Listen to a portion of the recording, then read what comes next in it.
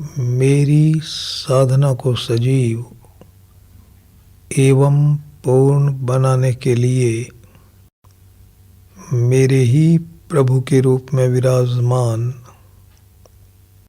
आप सभी सत्संग प्रेमी माताओं, बहनों और भाइयों के चरणों में सादर प्रणाम।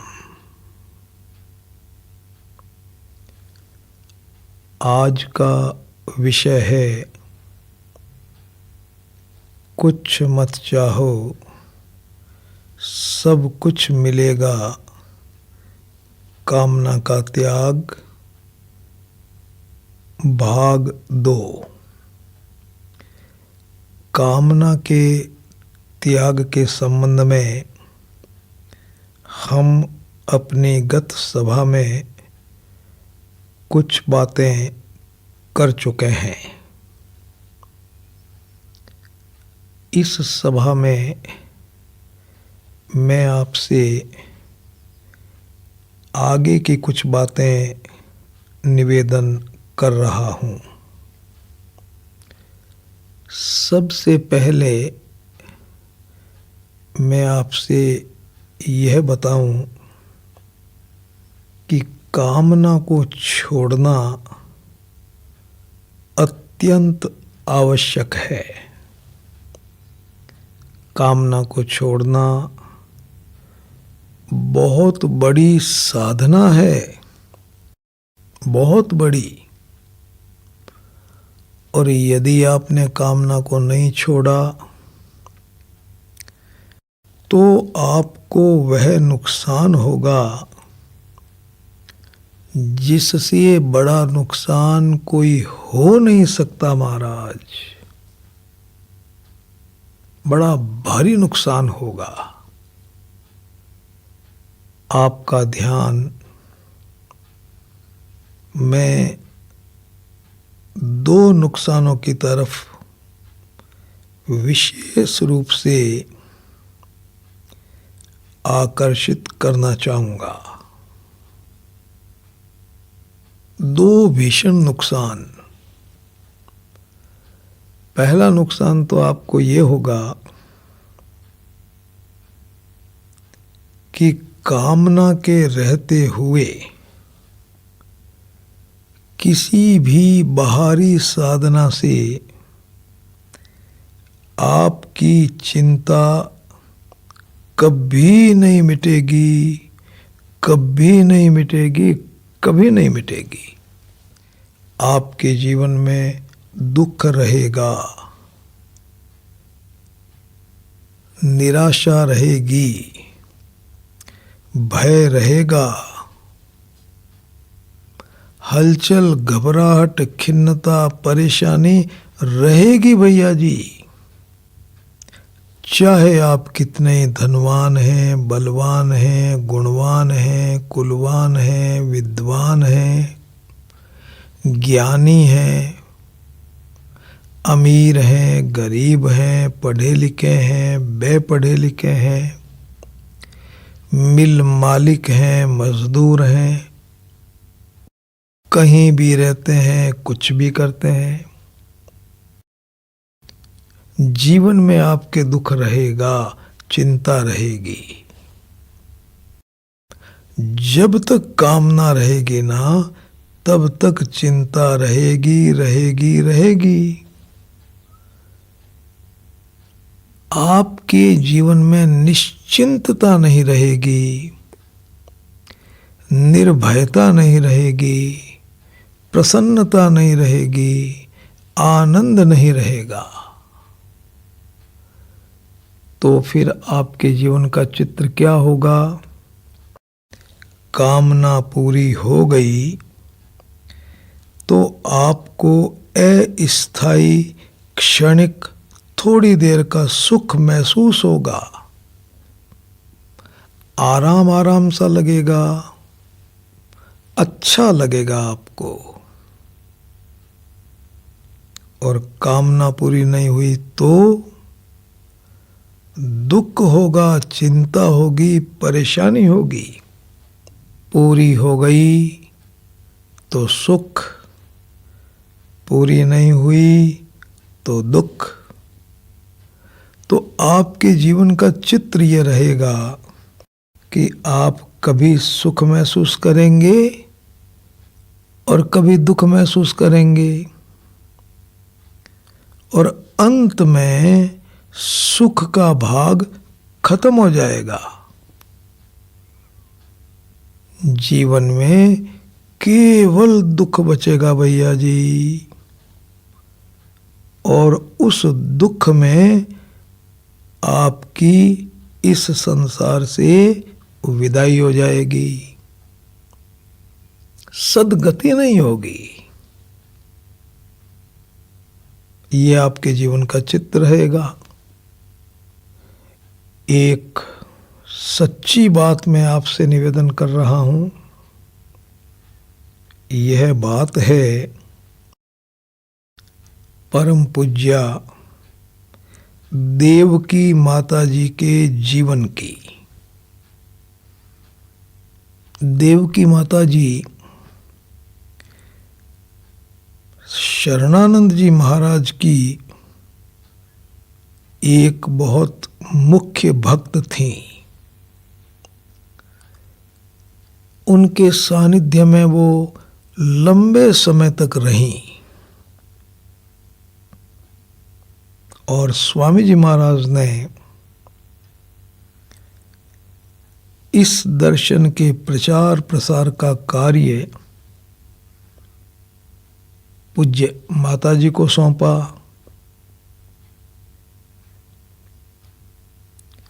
मैं माता जी के संपर्क में रहा कई वर्षों तक। उन्हीं की प्रेरणा से, उन्हीं की आज्ञा से यह प्रवचन कार्य भी आरंभ हुआ। उनके जीवन की घटना कह रहा हूं मैं आपसे।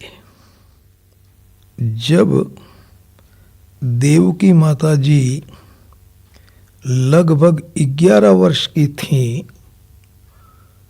तो उनके साथ में एक दुर्घटना हो गई।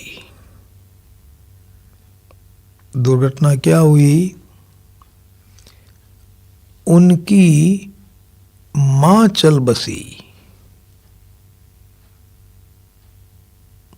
मां भगवान के घर चली गई। बहुत भीषण दुख हुआ। मां के न रहने का भीषण दुख हुआ महाराज। देवकी माता जी 3-4 पीढ़ियों में अकेली लड़की, बाकी परिवार में सब लड़के ही लड़के। अब एक लड़की तो बड़ा लाड प्यार से उनको रखा जाता था, और मां का तो बड़ा भारी प्यार था उनके प्रति। तो भैया जी स्कूल गई हुई थी, पीछे से मां चली गई। जब घर आई और उन्होंने वहां दूसरे तरह का वातावरण देखा, रोना पीटना उदासी, तो अपने पिताजी से पूछा कि क्या हो गया। बताया कि बिटिया तुम्हारी मां नहीं रही। बहुत दुख हुआ। पिताजी से पूछा, मेरी मां को किसने मारा? दुखी हृदय से पिताजी ने कहा कि बिटिया अब मैं क्या बताऊं, भगवान ने मारा। मारना और जिलाना यह काम तो भगवान ही करते हैं। उनके मुंह से निकल गया, देवकी माता जी के मुंह से निकल गया। 11 बरस की उम्र में, पिताजी मैंने सुना था कि भगवान तो बहुत दयालु हैं, कृपा सागर हैं, करुणा निधान है, हमारे माता पिता हैं, ऐसा मैंने सुना है। लेकिन आज मुझे पता चला कि भगवान बहुत निर्दयी हैं, बहुत दुष्ट हैं ये भगवान। इन भगवान ने ये भी नहीं सोचा कि 11 वर्ष की उम्र की जो लड़की है, इतनी भोली भाली छोटी सी, इसकी मां को मैं कैसे मारूं? इतनी भी दया नहीं आई। बहुत दुष्ट है, बहुत निर्दयी है, बहुत निर्दयी है। रोने लग गई, दुखी हो गई। पिताजी के मुंह से एक वाक्य निकल गया, बिटिया तुम भगवान के लिए कुछ भी बोलो, लेकिन एक बात सुन लेना, भगवान कभी भी किसी को मार सकते हैं। सुना वाक्य लग गया उनके कलेजे में। कमरे में चली गई, दरवाजा बंद कर लिया। कानों में गूंजने लगा वो वाक्य, भगवान कभी भी किसी को मार सकता है।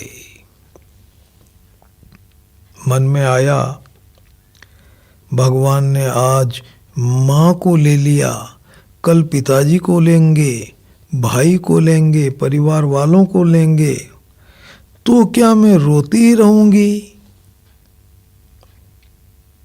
क्या उपाय है कि किसी की मौत में मुझे दुख नहीं हो? सोचा, बिना किसी को पूछे अपनी डायरी में 2 वाक्य लिख लिए। ऊपर लिखा, किसी की मौत में मुझे दुख न हो, इसका उपाय। पहला उपाय लिखा, मुझे खूब पढ़ाई करनी चाहिए। दूसरा उपाय लिखा, मुझे अच्छा स्वास्थ्य रखना चाहिए, शरीर का पूरा ध्यान रखना चाहिए। बस भैया जी कमरे के बाहर आ गई। महीना 1.5 महीना बीता और वो तो इसी साधना में लग गई, खूब पढ़ना और स्वास्थ्य को संभालना। 16 क्लास पास कर ली। रांची में थी माताजी उस समय, लड़कियों की कॉलेज में प्रोफेसर बन गई। पिताजी ने उनकी अनुमति लेकर के उनकी शादी कर दी। 44 दिन बीते, पढ़ा रही थी कॉलेज में। डाकिया आया, बहन जी को कहा, बहन जी आपका तार है। हाथ में लिया, पढ़ा, उसमें लिखा हुआ था, आपके पति की मृत्यु हो गई। भीषण दुख हुआ। मन में सोचा, आज मेरे पास पूरी पढ़ाई है, मेरा स्वास्थ्य भी अच्छा है, धन संपत्ति की भी कोई कमी नहीं, फिर मुझे इतना दुख क्यों हो रहा है किसी की मृत्यु का? इतना दुख तो मुझे मां के मरने का भी नहीं हुआ जब मेरे पास में कोई पढ़ाई नहीं थी। इतना दुख हो रहा है, पढ़ाई के बाद भी, स्वस्थ शरीर के बाद भी, धन संपत्ति के बाद भी, कहीं न कहीं मेरी साधना में भूल हो गई। भयंकर दुख हुआ, मानसिक विकृति हो गई, संतुलन खो गया मस्तिष्क का। पिताजी मानसिक चिकित्सक के पास लेकर के गए। अच्छे चिकित्सक रहे होंगे। उन्होंने कहा कि देखो बाबूजी, सदमा बहुत गहरा है, हमारे पास कोई स्थायी उपचार नहीं है। यदि आप ठीक समझें तो स्वामी जी के पास ले जाए। शरणानंद जी महाराज का नाम बता दिया। 1 जनवरी 1954 को देवकी जी के पिताजी उनको स्वामी जी महाराज के पास ले गए। प्रातः लगभग 8 बजे मिलन हुआ। माता जी बहुत दुखी थीं। स्वामी जी महाराज ने पूछा, बिटिया क्यों रोती हो? क्या समस्या है तुम्हारे जीवन की? तब उन्होंने कहा, पढ़ी लिखी थीं, समझदार थीं, इसलिए उन्होंने ये नहीं कहा कि मेरे पति की मृत्यु हो गई इसलिए मैं दुखी हूं। ऐसा नहीं बोला। बोली कि महाराज, मैं चाहती हूं वो होता नहीं, जो होता है वो मुझे भाता नहीं, और जो भाता है महाराज वो रहता नहीं। बस यही मेरे जीवन की समस्या है। एक बार और सुने, बड़ी जोरदार वाणी है। मैं चाहती हूं वह होता नहीं।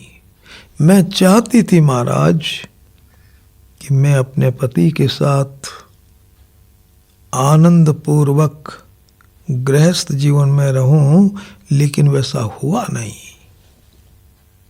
सोचो भैया जी, जैसा आप चाहते हैं क्या हमेशा वैसा होता है? आपको कहना पड़ेगा नहीं। तो यह आपके जीवन की भी समस्या हो गई, हर इंसान के जीवन की समस्या हो गई। मैं चाहती हूं वह होता नहीं, जो होता है वह मुझे भाता नहीं। जो होता है ना भगवान की तरफ से, वो मुझे अच्छा नहीं लगता महाराज।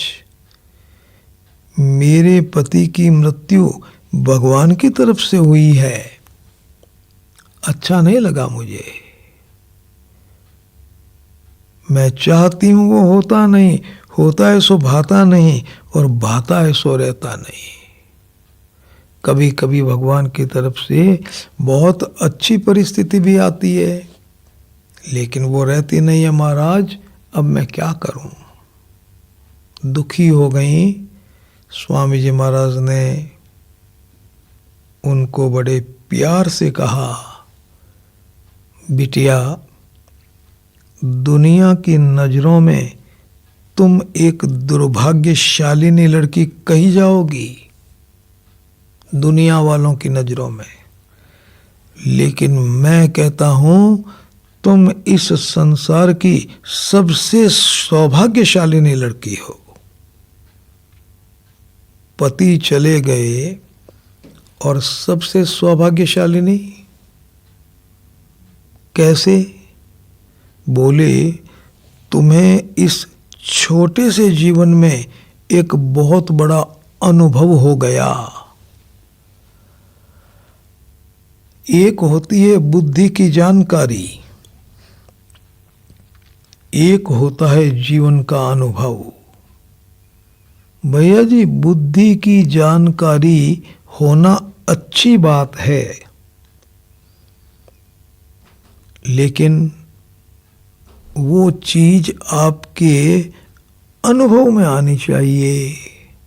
अनुभव का मतलब है जीवन में उतर जाना, आचरण में आ जाना, आचरण में आ जाना। अनुभव के बाद आचरण में आ जाती है। स्वामी जी महाराज ने कहा कि बिटिया, तुम्हें इस छोटे से जीवन में एक बहुत बड़ा अनुभव हो गया, इसलिए तुम बहुत सौभाग्यशालिनी हो। क्या हो गया? तो सवाल पूछा कि तुमने कहा कि मैं चाहती हूं वो होता नहीं। इसका मतलब ये हुआ कि चाह को पूरी करना तुम्हारे वश की बात नहीं है। यदि तुम्हारे वश की बात होती तो तुम अपनी सब इच्छाओं को पूरा कर लेती। ठीक अनुभव हुआ तुमको कि मैं चाहती हूं वो होता नहीं। मैं तुमसे पूछता हूं कि जैसा तुम चाहती हो वैसा नहीं होता है तो फिर तुमको कैसा लगता है? कैसा लगता है तुमको बताओ? तब बोली कि महाराज बहुत दुख होता है, बहुत चिंता होती है, बहुत परेशानी होती है, और चाह जितनी गहरी होती है पूरी न होने पर उतना ही भीषण दुख होता है। चाहती थी महाराज कि मैं पति के साथ रहूं, चाह पूरी नहीं हुई, भयंकर दुख हो रहा है मुझे। संत ने कहा कि बिटिया तुमको अनुभव हो गया जीवन में कि मैं चाहती हूं वो होता नहीं। अब मैं तुमसे एक सवाल पूछ रहा हूं कि तुम चाहती हो वैसा नहीं होता है तो तुम्हें कैसा लगता है? बोली महाराज बताने की बात है ये। भीषण दुख, भयंकर चिंता, जबरदस्त तनाव, जीवन में डिप्रेशन, निराशा, घबराहट, परेशानी, सारी बीमारियां आ जाती है।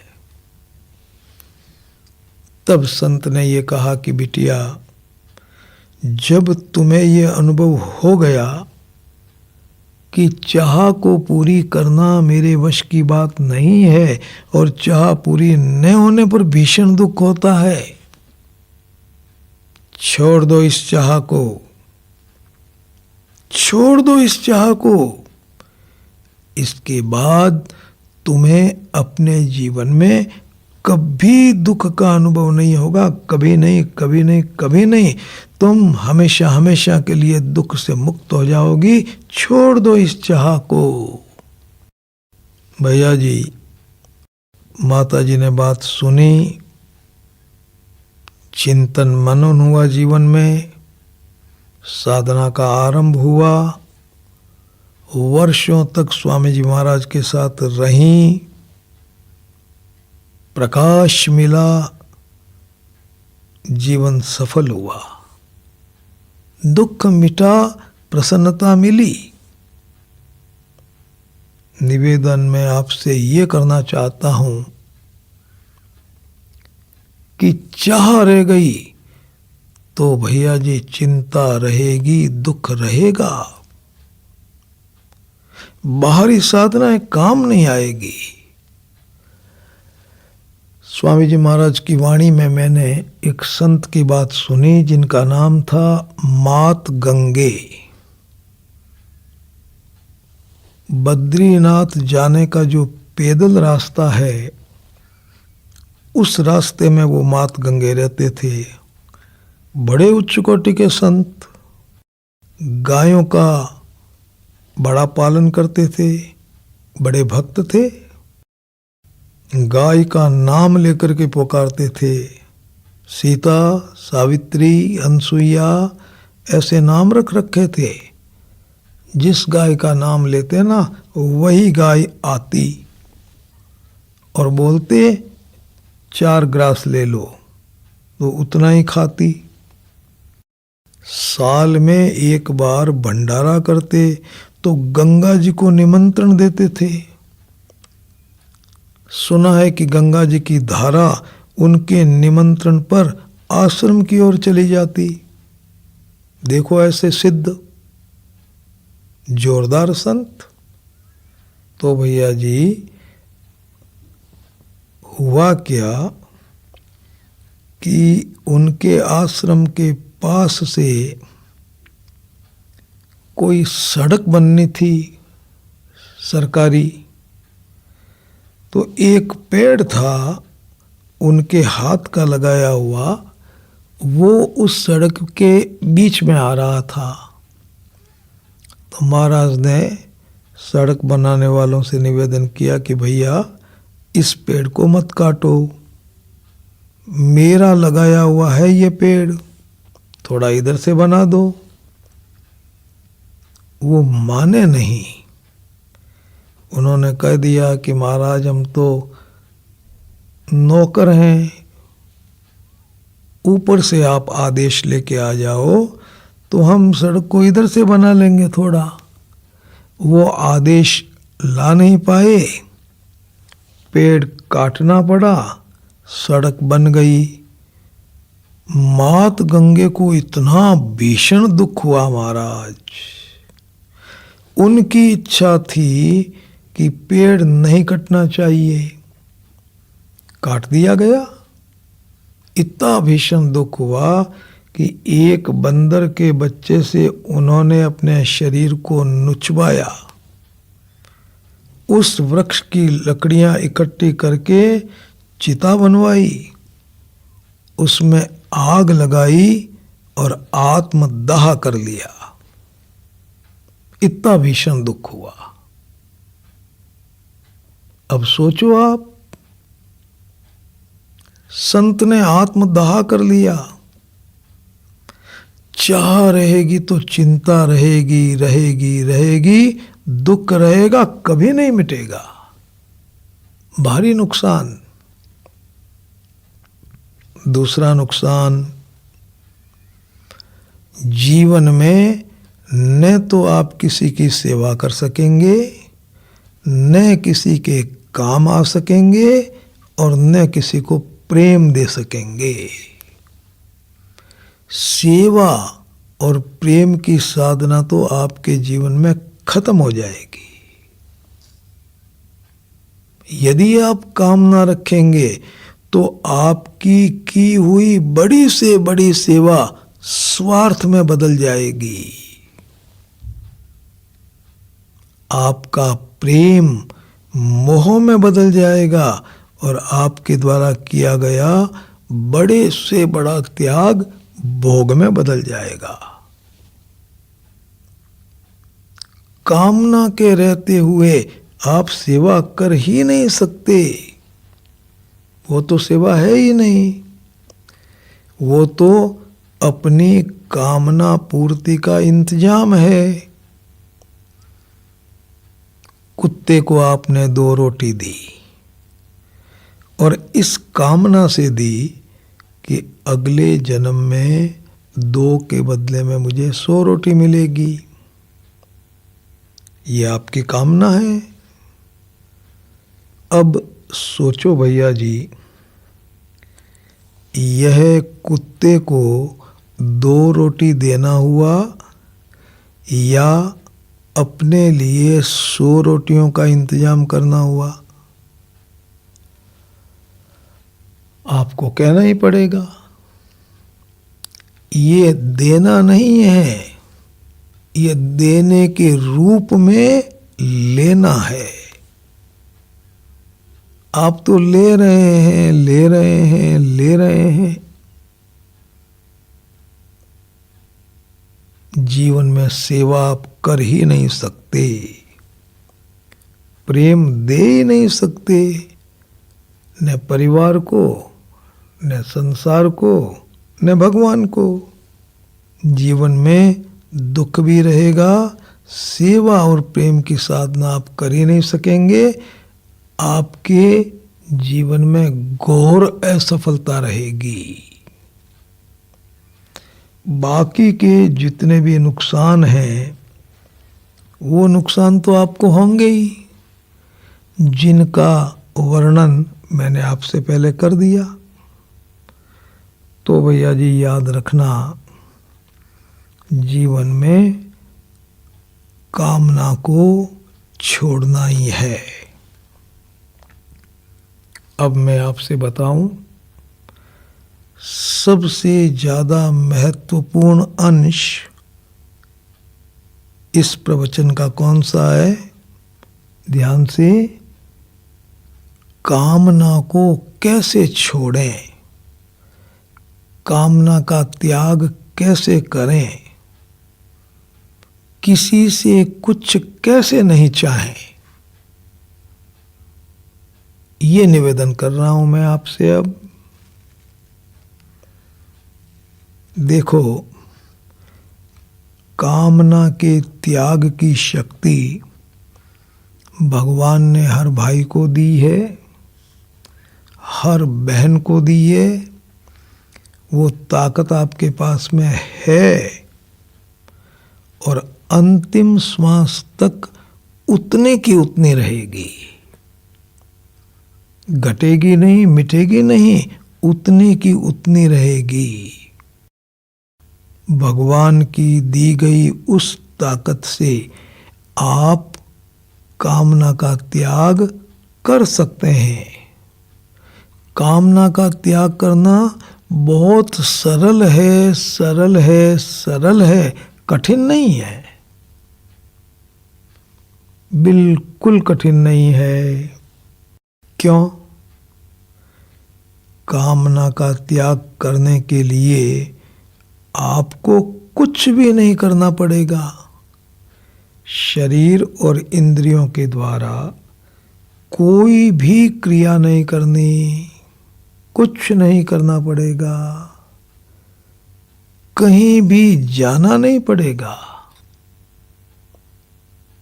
कहीं नहीं जाना, कुछ नहीं करना। कामना का त्याग करने में समय भी नहीं लगेगा। ऐसा नहीं कि कोई 4-6 महीना लगेंगे, 2-4 दिन लगेंगे, बड़ा भारी कोई प्रयास करना पड़ेगा, ऐसा कुछ भी नहीं है। बहुत सरल है कामना को छोड़ना। केवल केवल केवल जो बात मैं आपसे निवेदन कर रहा हूं, उस बात को आप ठीक से सुन लें। पहले तो सुन लें, और देखो, सुनने से काम नहीं चलेगा। सुनने के बाद ठीक तरह से समझ लें। अब सुन लिया और समझा ही नहीं, तो ठीक तरह से समझ लें। समझने के बाद यदि किसी भी प्रकार की कोई शंका हो तो उसको पूछ लें। एक बार नहीं, सैकड़ों बार पूछ लें। शंका का समाधान कर लें। उसके बाद आपकी कामना अपने आप छूट जाएगी। आपको छोड़ना नहीं पड़ेगा, छूट जाएगी। यह उपाय है भैया जी इसका। तो सुनना, समझना, चिंतन मनन करना, शंकाओं का समाधान कर लेना, यह कामना के त्याग की विधि हो गई। अब ध्यान से सुनना, बता रहा हूं मैं आपको। कामना का त्याग कैसे करें? तो सबसे पहले कुछ बातों को समझ लें। पहली बात तो आप यही समझें कि इस कामना के बहुत से नाम हैं। ये जो शब्द है ना कामना, इसका एक नाम है चाह, एक नाम है चाही, एक नाम है इच्छा। ये तीनों कामना के ही नाम हैं। आप कामना कहें, चाही कहें, चाह कहें, इच्छा कहें, एक ही बात है, नाम हो गए। दूसरी बात आपको ये समझनी है कि कौन कौन सी बातें कामना नहीं कही जाती हैं। सामान्य आदमी सोचता है कि ये कामना ही है। नहीं नहीं, वो कामना है ही नहीं। क्या कामना नहीं है? तो ध्यान से सुनना। सद्भावना कामना नहीं है। आपके मन में आने वाले विचार, आपके मन में उठने वाली भावनाएं कामना नहीं है। आपने ये निश्चय किया कि इस वर्ष मुझे अमुक परीक्षा में बैठना है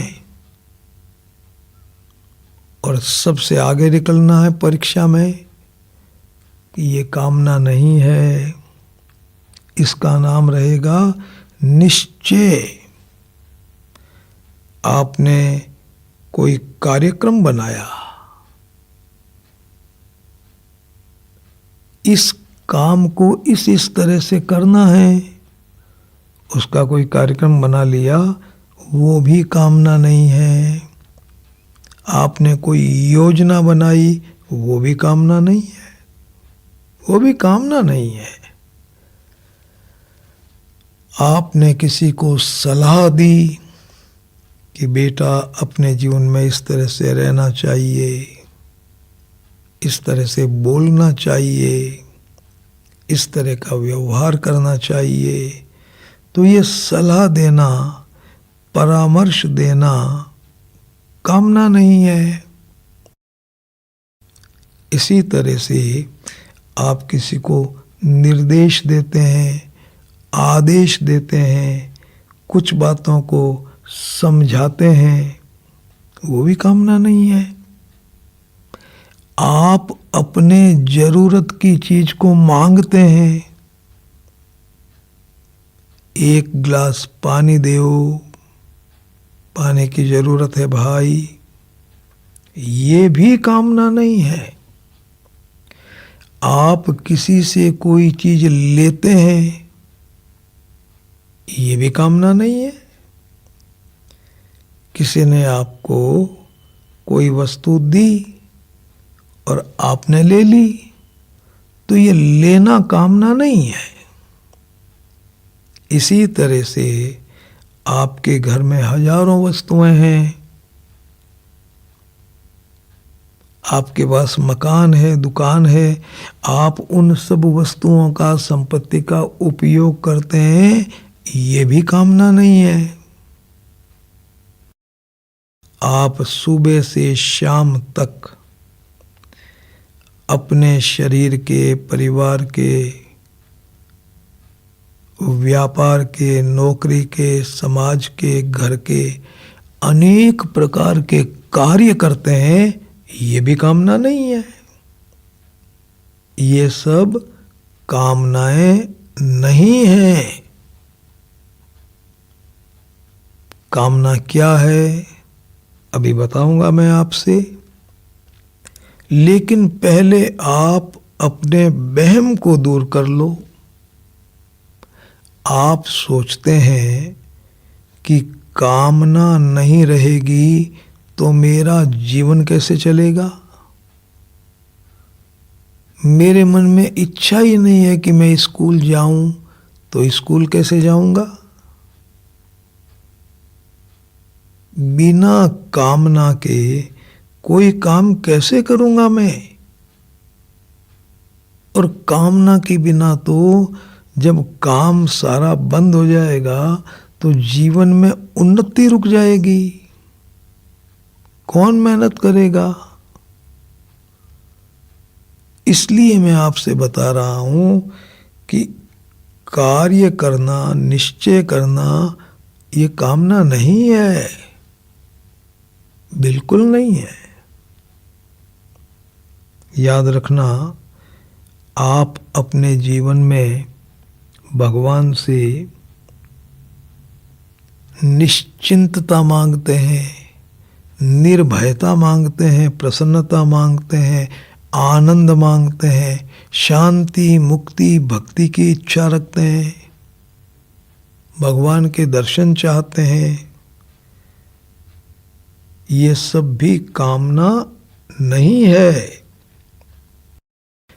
कामना होती है नाशवान संसार के वस्तुओं की, व्यक्तियों की, परिस्थितियों की,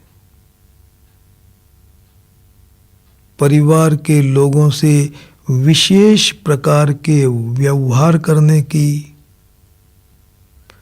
कामना आपका संबंध संसार से जोड़ देती है, संसार से।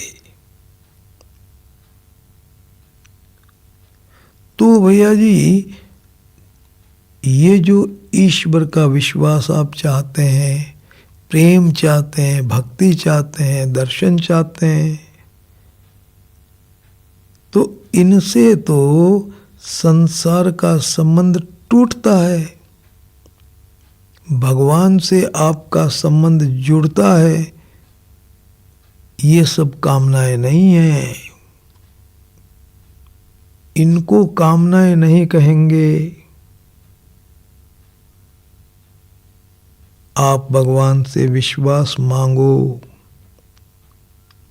उनके दर्शन मांगो, शांति मांगो, मुक्ति मांगो, भक्ति मांगो। ये सब अच्छा है, ये कामनाएं नहीं है। हाँ, साधना की दृष्टि से यदि आप सोचें तो यह कहा जाएगा कि आप भगवान से शांति मांगते हैं, सद्गति मांगते हैं, मुक्ति मांगते हैं, तो अच्छी बात है, लेकिन इनमें अटक नहीं जाना। भगवान से सबसे ऊंची चीज मांगनी चाहिए, और वो ऊंची चीज क्या है? उनका प्रेम, उनकी भक्ति। रामचरितमानस में भरतलाल जी ने कहा, अर्थ ने धर्म ने काम रुचि, गति ने चहु निर्वाण, जन्म जन्म रति राम पद, यह वरदान ने आन। अर्थ ने धर्म ने काम रुचि, गति ने चहु निर्वाण। हे प्रभु, मुझे अर्थ नहीं चाहिए, धर्म नहीं चाहिए। अर्थ ने धर्म ने काम रुचि, मेरी कोई रुचि दूसरी नहीं है। मुझे सद्गति भी नहीं चाहिए, मोक्ष भी नहीं चाहिए। देखो मजा। अर्थ ने धर्म ने काम रुचि, गति ने चहु निर्वाण। फिर क्या चाहिए? बोले जन्म जन्म रति राम पद, यह वरदान ने आन। मुझे तो जन्म जन्मांतरों तक केवल प्रभु आपके चरणों का प्रेम चाहिए। तो प्रेम की तुलना में ये जो है ना सद्गति, मोक्ष, प्रेम की तुलना में इनका आनंद कम है।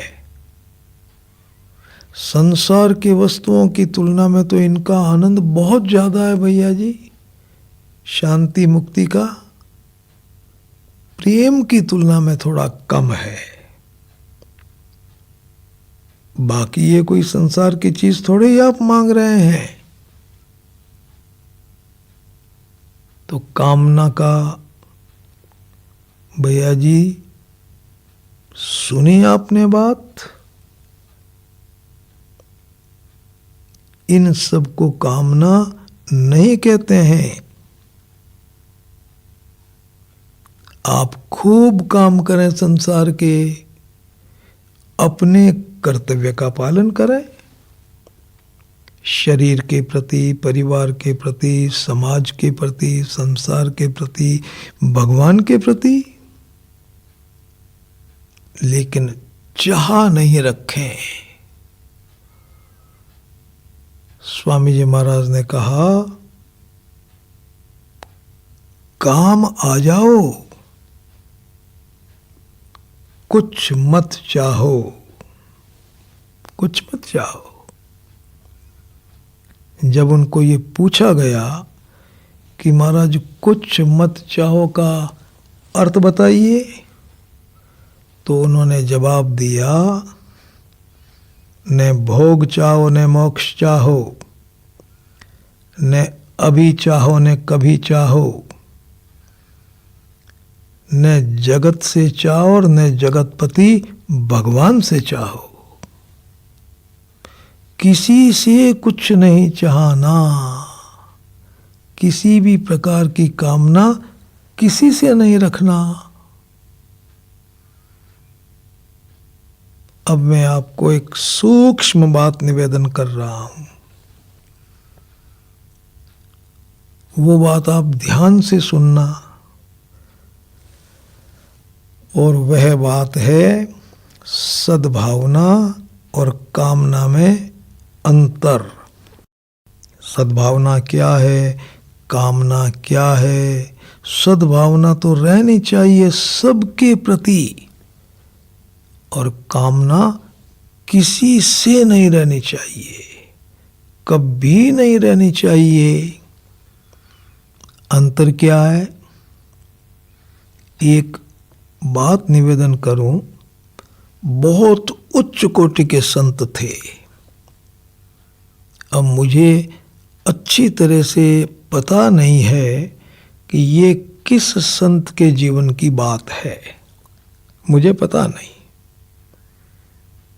लेकिन होनी चाहिए या तो परम श्रद्धेय स्वामी श्री राम सुखदास जी महाराज के जीवन की बात, और या उतने ही ऊंचे कोई संत के जीवन की बात। शरणानंद जी महाराज के पास गए वो संत, और जाकर के कहा कि महाराज मुझे अपने जीवन में कभी कभी कुछ ऐसे खिन्नता महसूस होती है, दुख महसूस होता है, परेशानी महसूस होती है। क्यों होती है पता नहीं, कारण पकड़ में नहीं आ रहा है। सारे वेद पढ़ लिए, पुराण पढ़ लिए, गीता पढ़ लिया, रामायण पढ़ लिया, भागवत पढ़ लिया, प्रवचन देता हूँ, हजारों हजारों लोग प्रवचन सुनने आते हैं, बड़ा सम्मान देते हैं, बड़ा आदर देते हैं। लेकिन महाराज जब मैं एकांत में बैठकर सोचता हूँ तो मुझे अपने जीवन में ऐसे महसूस होता है, कुछ परेशानी परेशानी से महसूस होती है, और कारण पता नहीं चल रहा है। महाराज बताइए ना क्या कारण है? शरणानंद जी महाराज हंस करके बोले, स्वामी जी महाराज आपके कलेजे में कोई कामना रानी बैठी होगी, कामना रानी। तब उन संत ने कहा कि कामना, और मेरे कलेजे में किस बात की कामना? महाराज मैं पैसे को छूता नहीं, आज तक लिया नहीं, लेने की कण मात्र भी इच्छा नहीं। 1 इंच मेरे पास जमीन नहीं, आश्रम बनाना नहीं और बनाया नहीं। 1 इंच जमीन मेरे पास में नहीं। सीमित में मेरे 2-3 वस्त्र रखता हूं। किसी को मैं अपने पैर भी नहीं छूने देता। सम्मान की लेश मात्र भी इच्छा नहीं।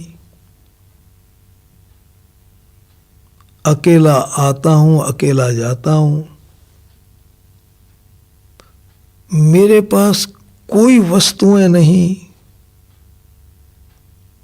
मेरी बहुत थोड़ी सी वस्तुएं जो बहुत जरूरी हैं। कोई संग्रह नहीं, कोई इच्छा नहीं। किस बात की कामना? आप कहते हैं कामना रानी बैठी होगी। कौन सी कामना, कैसी कामना? मेरी कोई कामना नहीं है। तब शरणानंद जी महाराज ने कहा कि महाराज जी, कामना के बिना खिन्नता हो ही नहीं सकती। खिन्नता है, यही इस बात का पक्का प्रमाण है कि आपके जीवन में कामना है। देखो, कामना की जांच कैसे करेंगे आप? जीवन में दुख है, चिंता है, भय है, घबराहट है, परेशानी है, हलचल है, उदासी है, तनाव है, क्रोध है, समझ लेना कि कामना है। उन संत ने बड़ी विनम्रता से कहा कि महाराज, मुझे तो कोई कामना दिखाई देती नहीं, आपको दिखाई दे रही हो तो आप बताएं। तब उन्होंने पूछा कि महाराज जी, आप प्रवचन देते हैं और आपके प्रवचन में लोग कम आते हैं तो आपको कैसा लगता है? उन्होंने कहा कि लोग कम आते हैं ना, सुनने वाले, तो मुझे अच्छा नहीं लगता। बोले, आपके जीवन में यही कामना है कि मेरे प्रवचन में अधिक लोग आने चाहिए, यही कामना है। जब नहीं आते हैं तो आपको दुख होता है, परेशानी होती है। वो संत भी बड़े उच्च कोटि के, उन्होंने कहा कि महाराज, यह मेरी कामना नहीं है, ये मेरी सद्भावना है। मैं अपने स्वार्थ के लिए अधिक श्रोताओं को नहीं चाहता हूं। मुझे उनसे क्या लेना देना? पैसा मुझे लेना नहीं, शिष्य मुझे बनाने नहीं, सम्मान मुझे चाहिए नहीं, कुछ नहीं चाहिए मुझे अपने लिए। कोई इच्छा नहीं है मुझे अपने सुख की। अपने सुख की इच्छा का नाम ही तो कामना है। मैं तो उनका कल्याण चाहता हूं, उनका जीवन सफल हो जाए, उनको परमात्मा मिल जाए, शांति मिल जाए, ये मेरी कामना नहीं है महाराज, ये तो मेरी सद्भावना है। सद्भावना तो रहनी चाहिए सबके प्रति, और कामना किसी के प्रति नहीं रहनी चाहिए। तो मेरी सद्भावना है। तब उन्होंने कहा कि स्वामी जी महाराज, आपके साथ में धोखा हो गया, आपको पता ही नहीं चला। क्या हो गया? बोले, कामना ने सद्भावना का रूप बना लिया है तो कामना रूप बना लिया सद्भावना का। बोले, जो बुराई के भेष में आती है, उस बुराई को पहचानना और छोड़ना सरल है, लेकिन जो बुराई भलाई का भेष बना करके जीवन में आती है ना, उस बुराई को पहचानना ही कठिन है। छोड़ेंगे कैसे? कामना एक बुराई है, इसने भेष बना लिया है भलाई का, जिसका नाम है सद्भावना। आपने पहचाना ही नहीं। आप में सद्भावना नहीं है, आप में कामना है, पूरी नहीं हो रही है, इसलिए आपको खिन्नता महसूस होती है, आपको दुख महसूस होता है। यदि सद्भावना होती और पूरी नहीं होती ना, तो करुणा आनी चाहिए थी, हृदय में ऐसे दया का भाव पैदा होना चाहिए था। हे परमात्मा, सत्य की चर्चा का आयोजन हुआ है इतने वर्षों के बाद इस शहर में। प्रभु, साधक भाई बहन आ नहीं रहे हैं। हे नाथ, वो लाभ से वंचित रह जाएंगे, प्रभु आप उनको प्रेरणा देओ, प्रेरणा देओ, प्रेरणा देओ, सत्संग में आए और अपने जीवन को सफल बनाएं। इस तरह की प्रार्थना आपके कलेजे से निकल जाए, करुणा पैदा हो जाए, माना जाएगा कि सद्भावना है।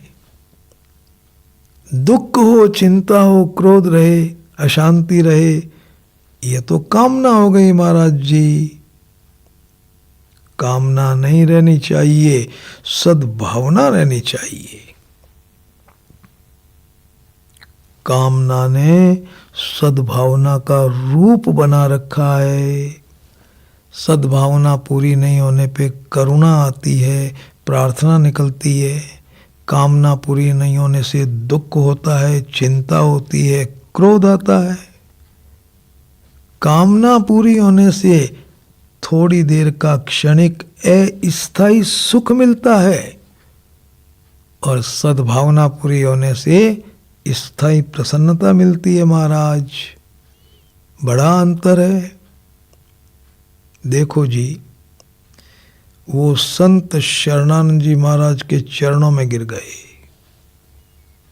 और बोले, महाराज जी, अनेक जन्मों तक मैं शास्त्रों का अध्ययन करता तो भी ये गुत्थी नहीं सुलझती जो आज 15-20 मिनट तक आप जैसे महान संत के साथ बातचीत करने से सुलझ गई। बड़ा भारी प्रकाश मिला उनको महाराज, बड़ा भारी प्रकाश मिला। तो मैं निवेदन आपसे ये कर रहा हूं कि पहले आप इस बात को ठीक से समझें,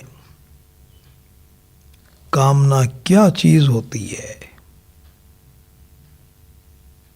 देखो, कामना का मतलब होता है मन की बात। मन में कोई बात है, पूरी होनी चाहिए। कामना पूरी नहीं होनी चाहिए, ये बात किसी भी कीमत पे यह नहीं होना चाहिए। कामना, कामना की परिभाषा अब मैं आपसे अगली सभा में ही बताऊंगा। अगली सभा हमारी बहुत महत्वपूर्ण सभा होने जा रही है। उस सभा का विषय रहेगा कामना का त्याग किस प्रकार से करें। क्या है कामना और कैसे करें उसका त्याग, ये रहेगा हमारा अगली सभा का विषय। भगवान हम सभी भाई बहनों को ये शक्ति प्रदान करें कि हम अपने जीवन में कामना को छोड़ें, समझें और शांतिपूर्वक जीना और रहना सीखें। इसी सद्भावना के साथ सभी भाई बहनों को सादर प्रणाम।